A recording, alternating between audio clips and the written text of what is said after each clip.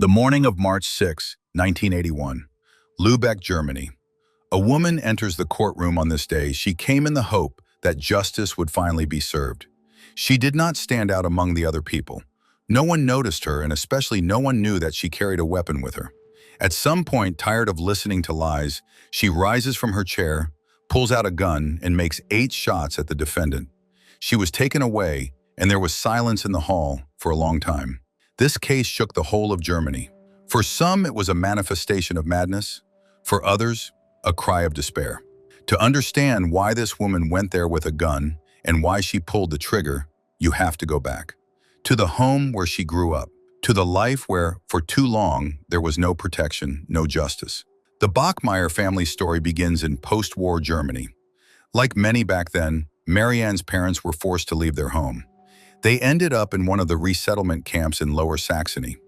It was there, in this temporary housing facility, that Marianne Bachmeier was born on June 3, 1950. Life in the camp was not stable or comfortable. Post-war Germany had severe shortages of housing, food, and social services. The family was in dire straits, both financially and emotionally. Marianne's early childhood took place under these conditions. Marianne's father served in the SS, first in a unit that served as Hitler's personal guard, and later in combat operations and concentration camp security. According to eyewitnesses, he often drank and was often aggressive. He returned home late and was always drunk, often shouted at his daughter, and clashed with his wife. When Marianne was about 7 years old, her parents divorced. Soon her mother remarried. The stepfather turned out to be a man with an obsessive desire for order. He forbade the girl to play in the garden, fearing that she would damage the lawn or flower beds.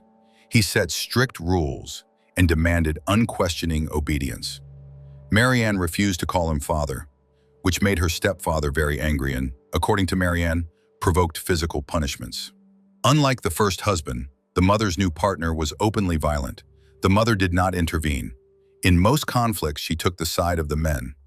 For Marianne, this meant a complete lack of protection in her own home. At the age of 15, she began a relationship with a young man named Herman. She began leaving the house at night, leaving a toy in bed under the covers so that no one would suspect her absence. She did not discuss her relationship with her parents, knowing it would not be accepted. At the age of 16, Marianne became pregnant. The reaction of her parents was harsh. Who exactly insisted on her leaving home, the mother or the stepfather, is unknown. According to a number of sources, the mother perceived her daughter's pregnancy as a disgrace that undermined the family's reputation. The girl was kicked out, left homeless, without a roof over her head, without resources and without support. She was placed in an extremely vulnerable situation. Presumably, she was sent to a shelter for unmarried mothers. Support in such places was minimal. A strict regime, no psychotherapy, no social support, and no help. In 1967, Marianne gave birth to a baby girl. She had neither the opportunity nor the right to take the child away. She signed the adoption papers. In her own words, it was a forced decision made under the pressure of circumstances. She wanted to be a mother, but realized that she could not provide even the basic conditions. This decision was accompanied by severe emotional distress that has remained throughout her life. The relationship with Hermann continued for some time. He wanted to get married, discussed buying a ring. However, after the child was given away, the relationship ended. There is an opinion that Hermann's father talked him out of marriage. About a year after the first birth, Marianne began dating another guy.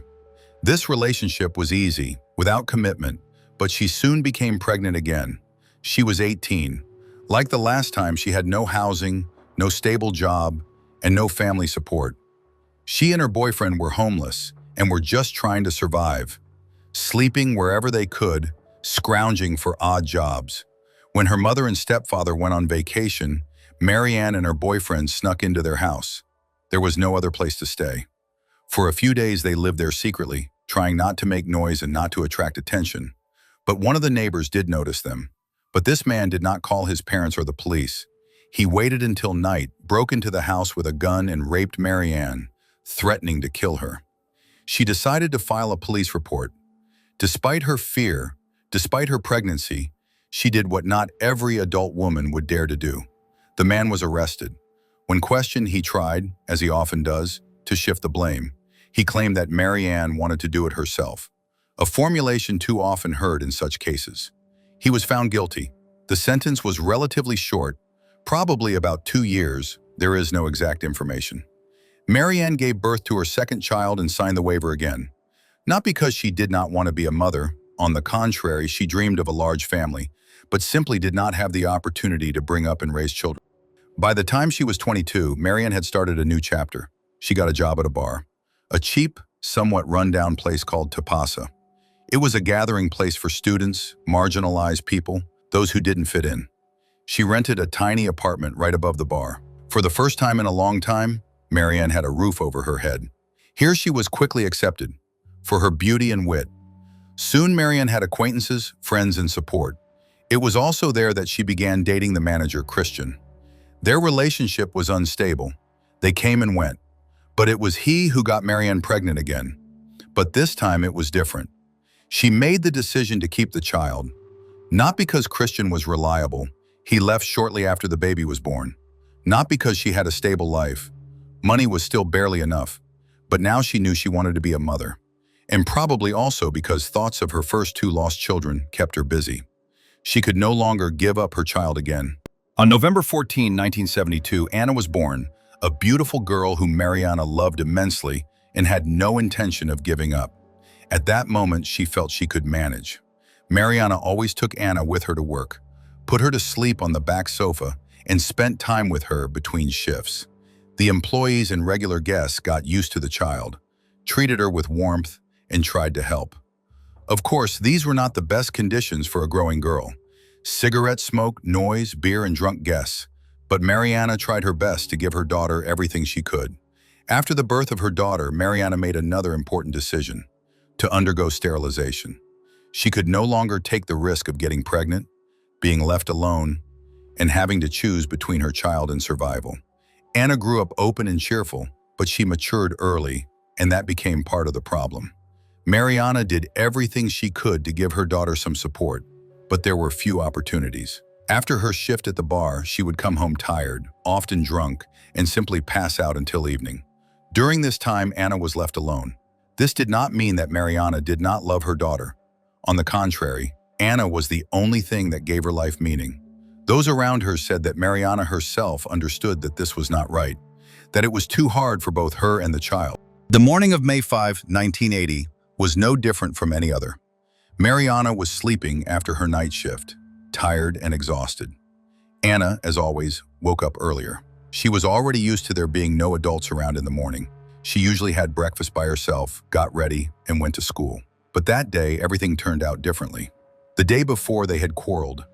Marianne, as often happened, lost her temper, and Anna, being a child, took offense at her mother. They hardly spoke before going to bed.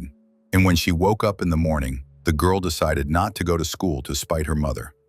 She left the house and stopped by her friend's house, but her friend had already left. Then Anna went out into the street and wandered aimlessly all day. Marianne woke up later, closer to lunchtime. The day went on as usual. She assumed Anna was at school. When the girl didn't come home on time, her mother decided that her daughter had gone to a friend's house or was delayed somewhere along the way. Nothing unusual? In their lives, everything happened irregularly, without a schedule. Only when it started to get dark did Marianne begin to worry. She went outside, walked around the neighborhood, looked into familiar windows, asked passers-by. She called the school, went around to the neighbors, but no one had seen Anna since morning. And yet, at first, there was no panic, only irritation. The thought kept running through her head that her daughter was just being stubborn, that she wasn't coming home on purpose, in retaliation for yesterday's argument. It seemed like the most logical explanation, and only closer to nightfall did she realize that something was really wrong. She went to the police and filed a missing person report. The search began. The police combed the area, interviewed witnesses, but there were no leads. And then there was a knock at the door. A detective was standing on the doorstep. He explained that a woman had come to the station. She said she knew where Anna was because her fiancé had told her the day before how he had killed a little girl. Anna was found the next morning. Her body was lying by the canal bank in a box, neatly wrapped, as if someone had been planning to hide her. She had been raped and then strangled with her own pantyhose. She was small, light, defenseless. The funeral took place a few days later. It was a bright, almost spring-like day. Everyone from Tapasek came, employees, regular, random people who knew Anna. The ceremony was far from formal. Marianne ordered a double grave. When she was asked single or double, she didn't even think about it. The answer was obvious.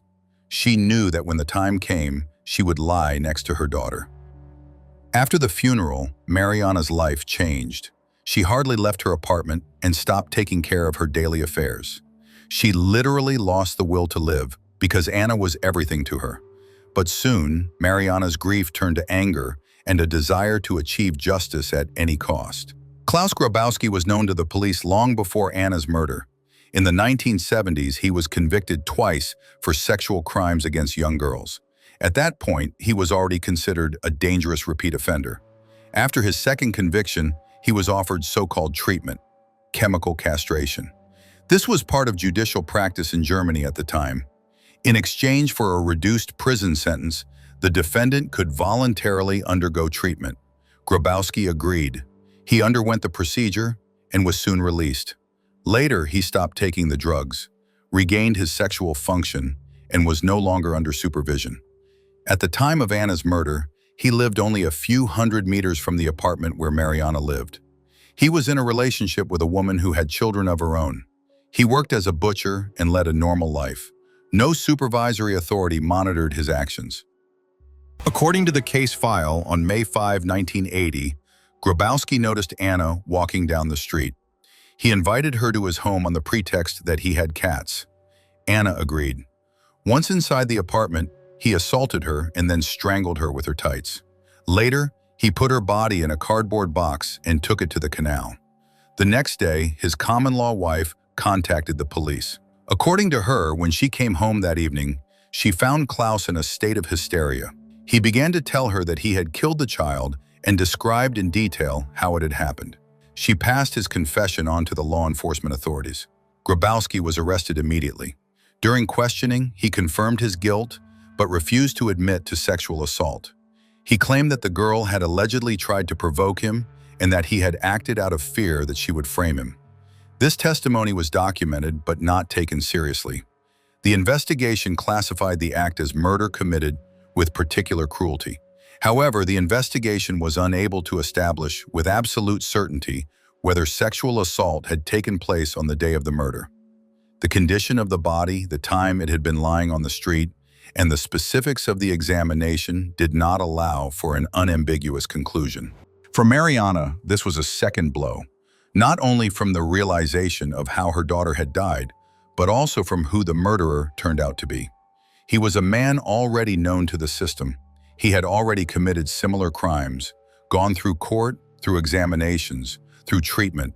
He was released, and he returned to the same thing again. The case was transferred to the Lübeck District Court. The trial began in March 1981.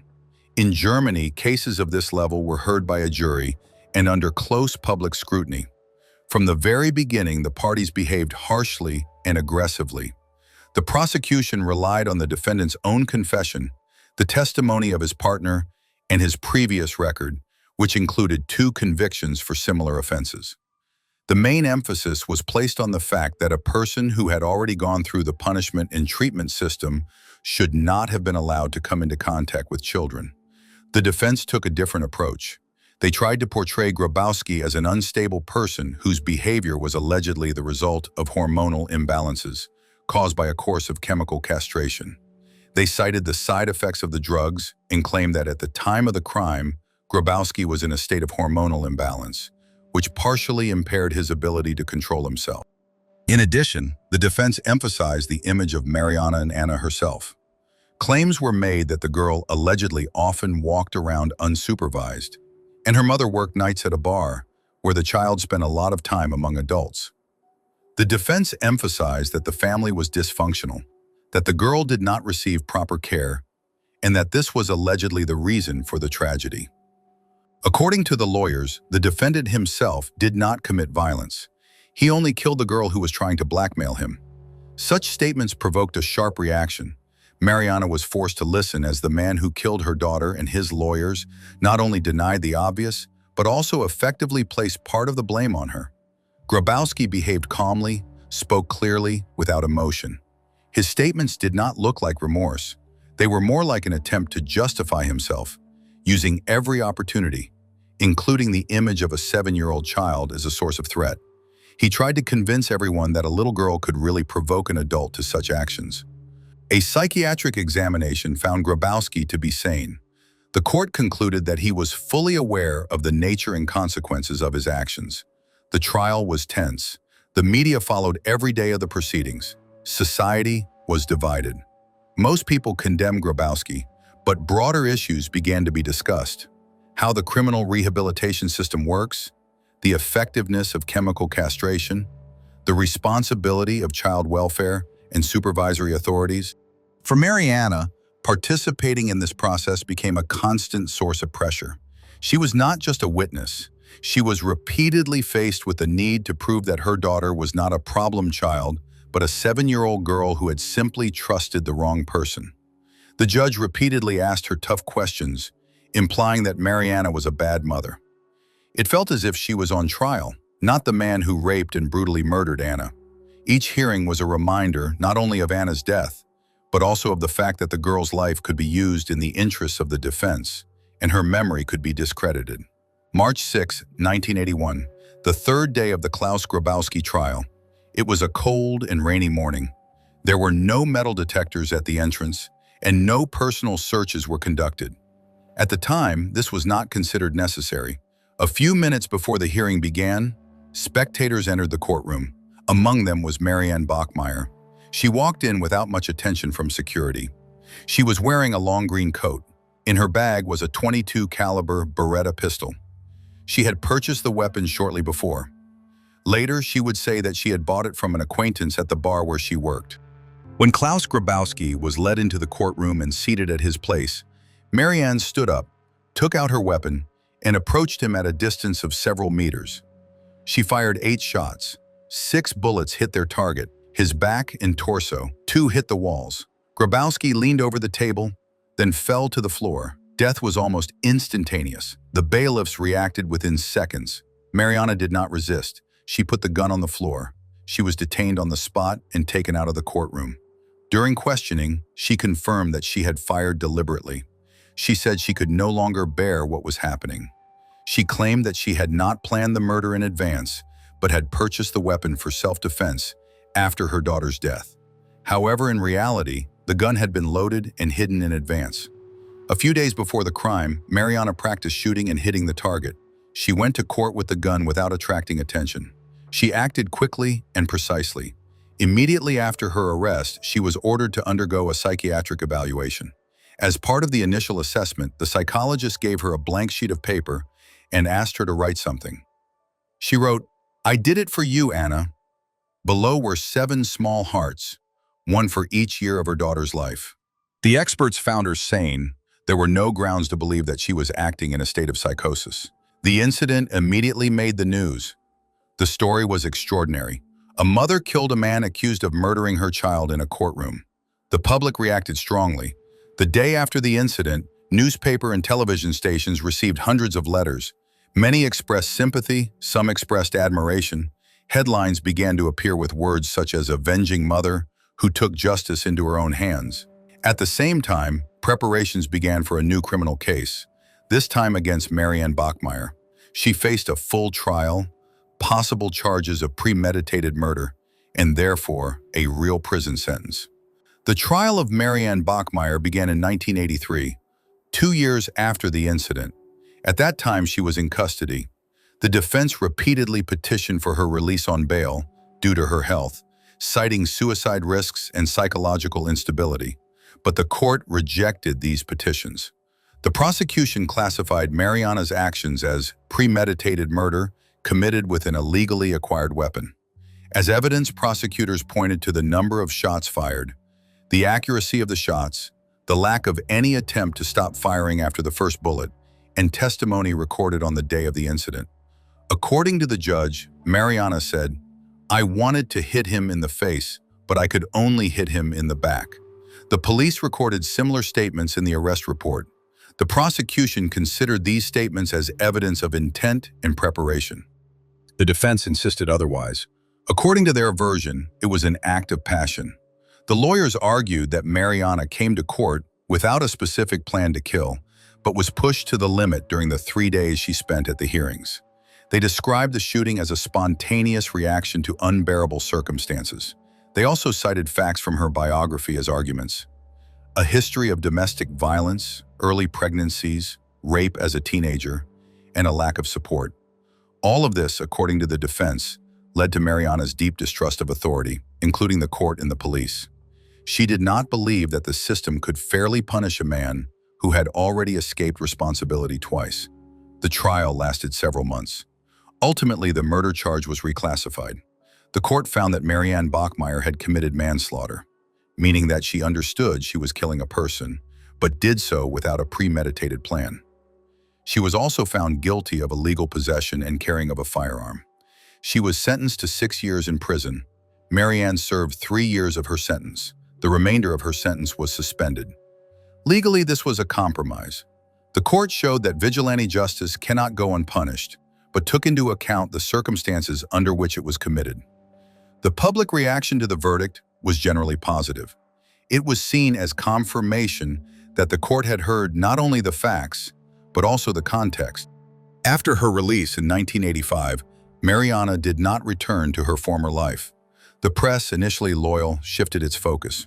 Articles appeared about her past, details of her personal life, and her first 2 children, who had been given up for adoption. Particular attention was drawn to the fact that her father had served in an elite unit of the Third Reich during World War II. Marianne tried to escape attention.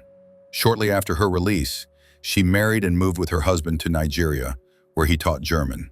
The marriage did not last long. After the divorce, she moved to Italy, where she worked as a nurse in a hospice. It was a simple, almost anonymous life. No one there knew her as the mother who had taken the law into her own hands. That suited her. Marianne did not give interviews, did not participate in discussions, and avoided any mention of her story. Later, she admitted that returning to Germany was impossible. In Lübeck, her name was forever associated with only one thing. Every alley, every street would remind her of what had happened. In 1995, Marianne was diagnosed with terminal pancreatic cancer, and the prognosis was poor. She decided to return to Germany, to Lübeck, to be buried next to her daughter in the very double grave that Marianne had ordered 15 years earlier. Marianne Bachmeier died on September 17, 1996, at the age of 46. She was buried in the cemetery in Lübeck, next to Anne. Until the end of her life, she never renounced what she had done. She did not justify herself or ask for forgiveness. For her, it was not a mistake. It was an action that she considered the only possible one at that moment.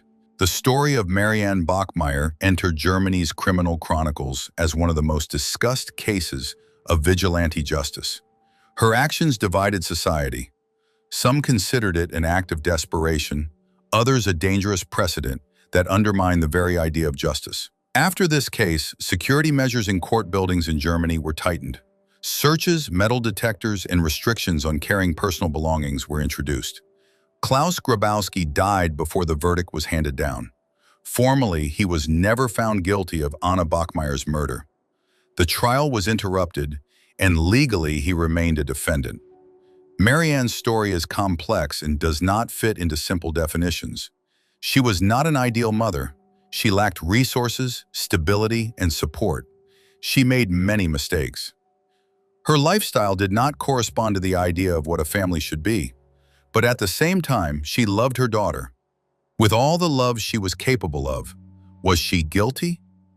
From a legal standpoint, yes. From a human standpoint, there is no clear answer.